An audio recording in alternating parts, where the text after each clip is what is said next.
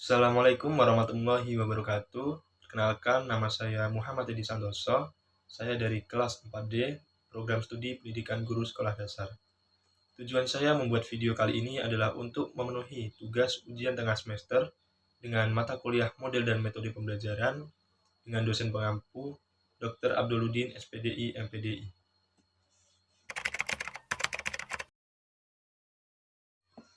Pengertian model menurut beberapa ahli. Yang pertama itu menurut Joyce dan Weil pada tahun 2018. Joyce dan Weil mengemukakan bahwa model itu adalah suatu rencana atau pola yang digunakan untuk membentuk kurikulum, merancang bahan-bahan pembelajaran, dan membimbing pembelajaran kelas. Kemudian menurut Udin pada tahun 2006 mengemukakan model pembelajaran itu adalah kerangka konseptual yang menggambarkan prosedur sistematis dalam mengorganisasikan pengalaman belajar guna mencapai suatu tujuan pembelajaran. Lalu selanjutnya ada menurut Trianto pada tahun 2013 mengemukakan model adalah pola yang digunakan sebagai pedoman guna merancang pembelajaran di kelas. Kemudian selanjutnya pengertian metode menurut beberapa para ahli. Itu yang pertama menurut Wina Sanjaya pada tahun 2006 mengemukakan metode adalah cara yang digunakan untuk mengimplementasikan rencana yang sudah disusun dalam kegiatan nyata agar tujuan yang telah disusun tercapai secara optimal. Lalu yang kedua menurut Hamiliah dan Jauhar pada tahun 2014 mengemukakan metode itu adalah cara untuk mengimplementasikan rencana yang disusun dalam bentuk kegiatan nyata untuk mencapai tujuan pembelajaran. Yang selanjutnya adalah perbedaan metode dengan model pembelajaran.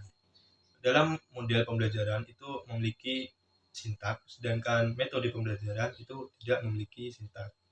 Lalu model pembelajaran itu adalah rencana keseluruhan pembelajaran, sedangkan dari metode pembelajaran itu adalah cara untuk mewujudkan rencana pembelajaran tersebut.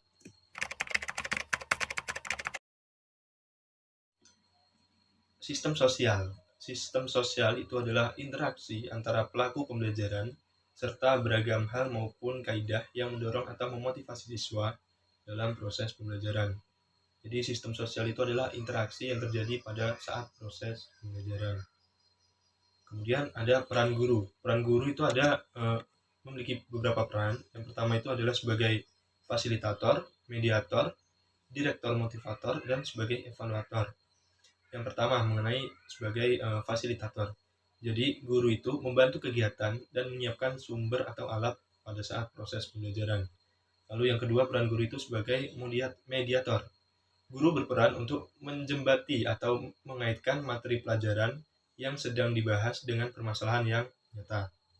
Lalu selanjutnya itu sebagai direktur motivator, yaitu guru berperan dalam membimbing serta mengarahkan jalannya diskusi, membantu kelancaran diskusi tetapi tidak memberikan sebuah jawaban.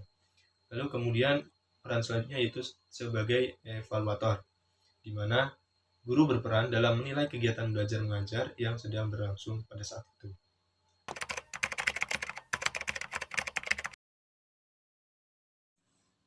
Model pembelajaran kontekstual. Pertama, mengenai pengertian model pembelajaran kontekstual. Pembelajaran kontekstual adalah konsep belajar di mana guru mengaitkan antara materi yang diajarkan dengan situasi dunia nyata siswa dan mendorong siswa memicu hubungan antara pengetahuan yang dimilikinya dengan penerapannya dalam kehidupan mereka sehari-hari. Jadi, dalam pengertian lain, pembelajaran kontekstual itu adalah suatu proses pendidikan yang bertujuan membantu siswa melihat makna dalam bahan pelajaran yang mereka pelajari, dengan cara menghubungkan dengan konteks kehidupan mereka sehari-hari, yaitu konteks lingkungan, pribadi, sosial, dan budayanya. Kemudian yang selanjutnya, sintak model pembelajaran kontekstual. Model pembelajaran kontekstual memiliki beberapa tahap atau sintak. Yang pertama adalah konstruktivisme. Pada tahap konstruktivisme itu membangun pengetahuan anak lalu dikaitkan dengan pengetahuan yang telah dipahami sebelumnya. Yang kedua, inquiry atau menemukan. Pada tahap ini, anak menemukan sendiri informasi dengan melakukan observasi, bertanya, dan mengajukan dugaan sementara. Kemudian, tahap yang ketiga adalah questioning atau bertanya. Bertanya itu dapat diterapkan antara anak dengan anak, guru dengan anak, ataupun anak dengan orang lain dengan tujuan mendorong, memimpin, dan menilai kemampuan berpikir anak. Lalu yang keempat ada masyarakat belajar atau learning community. Guru disarankan melakukan pembelajaran dengan kelompok-kelompok belajar. Jadi pada tahap ini adalah guru membuat siswa itu menjadi beberapa kelompok belajar. Lalu yang kelima ada pemodelan atau modeling. Model itu digunakan untuk bisa diamati dan ditiru oleh siswa. Model itu bisa berupa seperti benda atau orang sekitar. Lalu yang keenam ada refleksi atau reflection.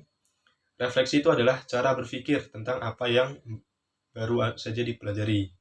Kemudian yang ketujuh itu adalah penilaian sebenarnya atau authentic assessment. Jadi kemajuan belajar itu dinilai dari proses, bukan hanya melalui hasil. Lalu yang selanjutnya itu ada sistem sosial. Sistem sosial dalam model pembelajaran kontekstual itu memainkan peran penting dalam membangun konteks pembelajaran yang relevan dan bermakna. Jadi dalam model pembelajaran yang kontekstual, siswa akan diharapkan untuk terlibat dalam situasi nyata yang mencerminkan kehidupan sehari-hari. Konteks seksual termasuk hubungan siswa dengan siswa lain, guru, keluarga, dan masyarakat di sekitarnya sangat mempengaruhi pembelajaran mereka. Jadi dalam lingkungan kelas, guru perlu menciptakan iklim sosial yang mendukung.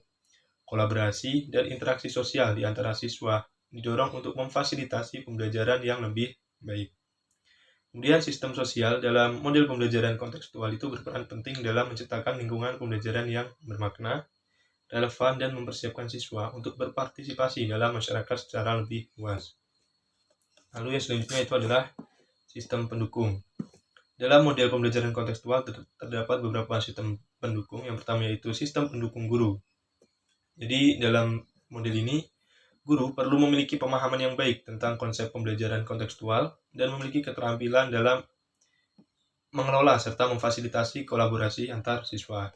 Lalu yang kedua adalah sistem pendukung kurikulum.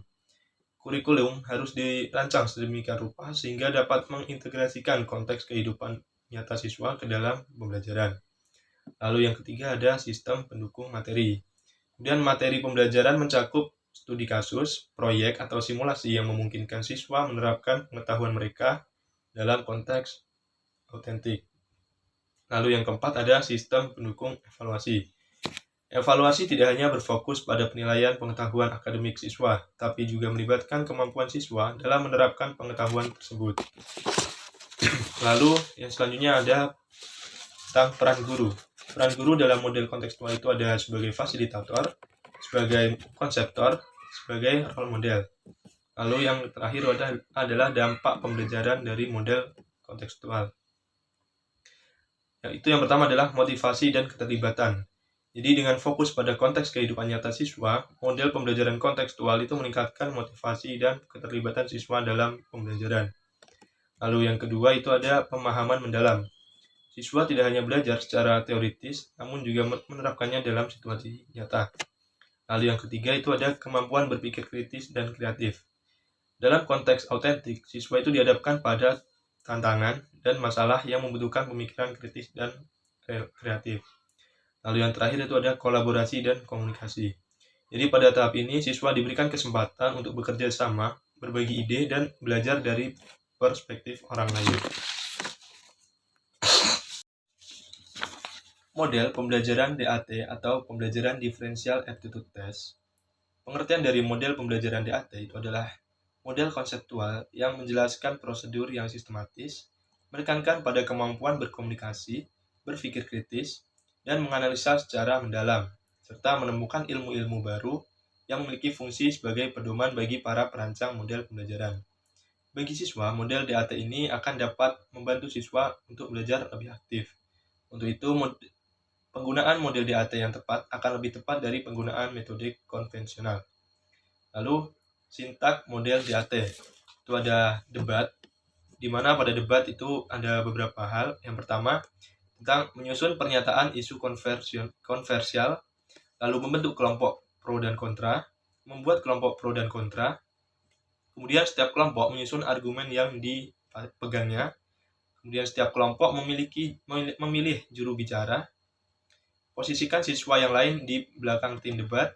Juru bicara dari pihak yang pro dan kontra dalam posisi berhadapan. Kemudian mulai berdebat dengan argumen masing-masing. Lalu setiap kelompok menyusun strategi untuk mengomentari argumen pembuka dari pihak lawan. Lalu juru bicara memberikan argumen kontra. Lalu yang tahap kedua itu adalah analisis.